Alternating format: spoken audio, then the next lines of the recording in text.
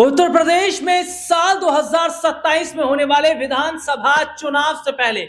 बसपा को बड़ा झटका लगा है। बहुजन समाज पार्टी को क्या बड़ा संदेश देने की कोशिश की गई है। दरअसल अपने दर्शकों को जो खबर मैं बताने वाला हूं, ये खबर न सिर्फ मायावती के लिए एक बड़ा सरदर्द बन गई है, बल्कि यह भी देखा जा रहा है कि क्या मायावती को अब आगे जो कदम है उसको फूंक फूंक के रखना होगा। दरअसल बहुजन समाज पार्टी सुप्रीमो मायावती के इकलौते विधायक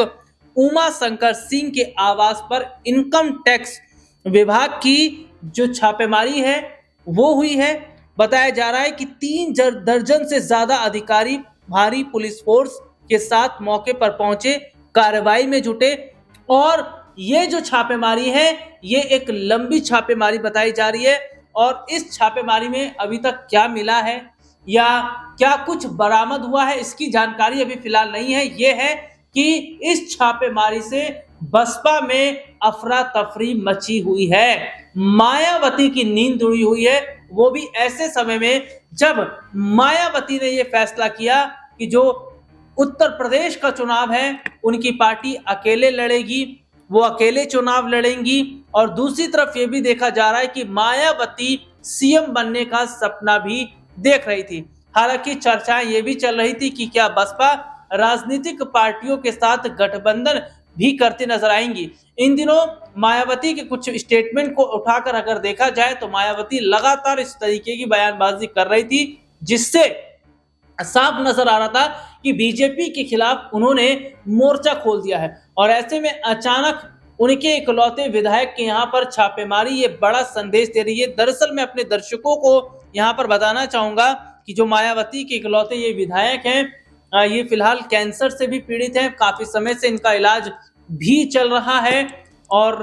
कंडीशन जो है इनकी इतनी फिलहाल ठीक नहीं है। लेकिन देखिए, जहां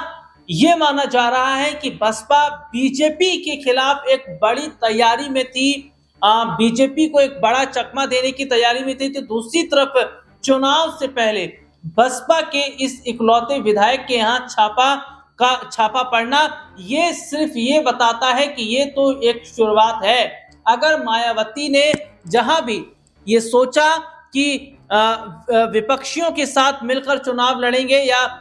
चुनाव लड़ने के बाद विपक्ष के साथ हाथ मिलाएंगे, तो इससे मायावती को बड़ा झटका लग सकता है। और गौर कीजिएगा कि हो सकता है कि अगला नंबर मायावती का भी हो, क्योंकि मायावती उत्तर प्रदेश की मुख्यमंत्री रह चुकी हैं। बसपा पार्टी उत्तर प्रदेश में काफी समय तक रही है और इतना ही नहीं, ये तक कहा जाता है कि मायावती के पास भी अचूक संपत्ति है। कई सरकारी जो जमीनें हैं, जमीनों पर उनका जो कब्जा है, बहुत सारे उनके पास में बंगले हैं, बहुत सारे उनके पास में गाड़ियां, तमाम जो है उनके पास में अगर देखा जाए बैंक बैलेंस सारी चीजें हैं। और अगर इनका ब्यौरा मांगा जाता है तो शायद मायावती के पास ये ब्यौरा न निकल पाए। तो ऐसे में माना जा रहा है कि क्या मायावती को एक बड़ा संदेश है कि अगर मायावती विपक्ष के साथ जाती है तो शायद उन पर भी छापा पड़ेगा। हालांकि उत्तर प्रदेश में जो विधानसभा के चुनाव होने वाले हैं, उस चुनाव से पहले मायावती का जो पूरा फोकस है अब ब्राह्मण वोट बैंक की तरफ दिख रहा है, क्योंकि 27 के चुनाव से पहले मायावती ने ब्राह्मण वोट बैंक का जो है वो कार्ड खेल दिया है। और माना जा रहा है कि उन्होंने अभी से मैदान में अपने जो खिलाड़ी हैं उनको उतारना शुरू कर दिया है। तो फिलहाल जो स्थिति इस वक्त की बनी है वो बहुत कुछ इशारा करती है। दरअसल मैं अपने दर्शकों को यहाँ पर ये बताना चाहूंगा कि इस वक्त उत्तर प्रदेश के अंदर जो राजनीतिक पार्टियां हैं, खास तौर पर समाजवादी पार्टी और बसपा, उनका मुख्य फोकस अब ब्राह्मण वोट बैंक है, क्योंकि स्वामी अविमुक्तेश्वरानंद को लेकर जो मामला उठा है उस पर साधु संत अलग बढ़ते नजर आ रहे हैं और समाजवादी पार्टी पूरा सपोर्ट स्वामी अविमुक्तेश्वरानंद को कर रही है। वो इसलिए ताकि इसका यूपी चुनाव में फायदा उठाया जा सके, वो इसलिए ताकि उत्तर प्रदेश के विधानसभा चुनाव में मायावती जो है वो कुछ बड़ा कर सके, अखिलेश कुछ बड़ा कर सके, लेकिन क्या स्वामी अविमुक्तेश्वरानंद के जरिए जैसा सोच रही समाजवादी पार्टी ऐसा हो पाएगा? दूसरी तरफ देखिए मायावती की अगर मैं बात करूं तो बसपा काफी समय से उत्तर प्रदेश में एक ऐसे ठंडे बस्ते में पड़ी हुई है ये पार्टी जो कि अपनी अस्तित्व की लड़ाई लड़ रही है। और अगर यूपी चुनाव में इस बार जो 2027 में चुनाव होने वाले, इस चुनाव में मायावती की पार्टी बसपा अगर कुछ कमाल नहीं कर पाती है तो सबसे बड़ा नुकसान अगर किसी को होगा तो वो मायावती को होगा, क्योंकि मायावती ने जिस तरीके से ढिलाई अपनी पार्टी के प्रति बरती है, जिस तरीके से उनके साथ जो वोटर्स जुड़े थे वो धीरे धीरे उनसे छूटते चले गए, धीरे धीरे बसपा से दूरियां बनाते चले गए। और इसका बड़ा फायदा किसी ने उठाया तो चंद्रशेखर आजाद रावण ने। नगीना से सांसद चंद्रशेखर आजाद रावण ने मायावती के जो वोट बैंक है उसको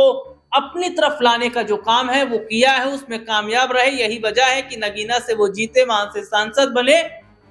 और लगातार दलितों का जो वोट बैंक है उन्होंने मजबूत किया। आप देखते भी होंगे कि आए दिन कुछ ना कुछ खबरें उनको लेकर आती हैं और लगातार वो दलितों के हक की आवाज को उठाते रहते हैं, गरीबों की, पिछड़ों की आवाज को वो उठाते रहते हैं। और दूसरी तरफ ये देखा जा रहा है कि जिस तरीके से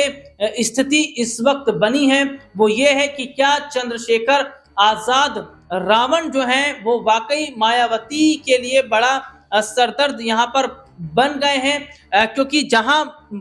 जिस तरीके से मायावती ने ढिलाई बरती, देखिए उनका जो वोट बैंक था, जिस तरीके से दलितों पर उनकी बड़ी पकड़ मानी जाती थी, मुस्लिमों पर उनकी बड़ी पकड़ मानी जाती थी, लेकिन मायावती का पार्टी की तरफ ध्यान न रखना, पार्टी की तरफ ध्यान न देना, ये एक बड़ा झटका उनके लिए रहा है। अब यूपी 2027 की मैं बात करता हूं तो उस 27 से पहले जहां मायावती संगठन को मजबूत कर रही हैं, पार्टी के जो नेता हैं उनमें नई जान फूंकने का काम कर रही हैं, कार्यकर्ताओं को नई नई जिम्मेदारियां दी जा रही हैं, पार्टी के अंदर जो वरिष्ठ लोग हैं